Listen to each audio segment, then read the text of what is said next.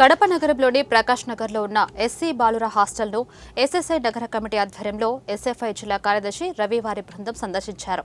ఈ సందర్భంగా వారు మాట్లాడుతూ కడప నగరంలోని ప్రకాష్ నగర్లో ఉన్న ఎస్సీ హాస్టల్లో 250 విద్యార్థులకు గాను రాష్ట్ర ప్రభుత్వం ప్రకటించిన మెనూ పాటించకుండా వార్డెన్ సుభాష్ అవినీతికి పాల్పడుతున్నారని, అదేవిధంగా వసతి గృహంలోని ఆవరణంలో కానీ లోపల ఉన్న గదుల్లో మౌలిక సదుపాయాలు సరిగ్గా లేవని ఆరోపించారు.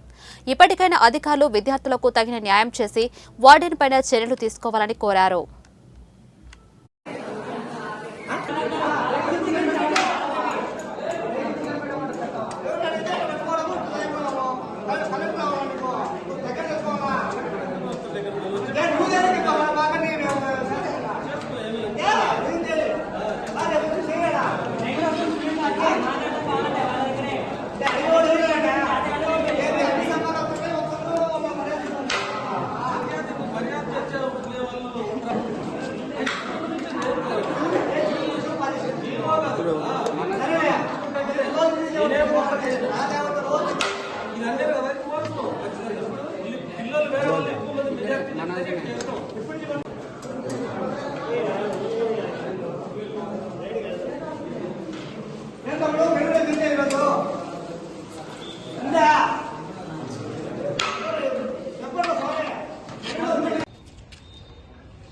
ఈరోజు భారత విద్యార్థి ఫెడరేషన్ ఎస్ఎఫ్ఐ కడప నగర ఆధ్వర్యంలో ఈరోజు ప్రకాష్ నగర్లో ఉన్నటువంటి ఎస్సీ హాస్టల్ 1 హాస్టల్ను సందర్శించడం జరిగింది.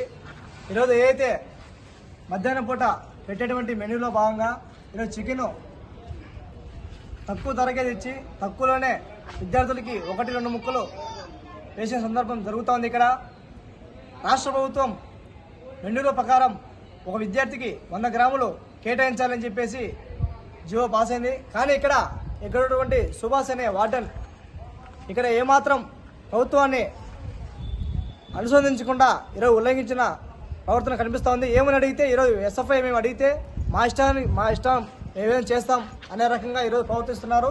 ఈరోజు కనీసం చూస్తే ఇక్కడ కనీసం బాత్రూమ్స్ కానీ ఇక్కడ లోపల ఉన్నటువంటి రూములు కానీ ఫ్యాన్లు కానీ ఎటువంటి సౌకర్యం లేకుండా చాలా ఇది హాస్టల్ కాదు మరుగుదొడ్డిలాగా కనిపిస్తున్నటువంటి పరిస్థితి కనిపిస్తూ ఉంది.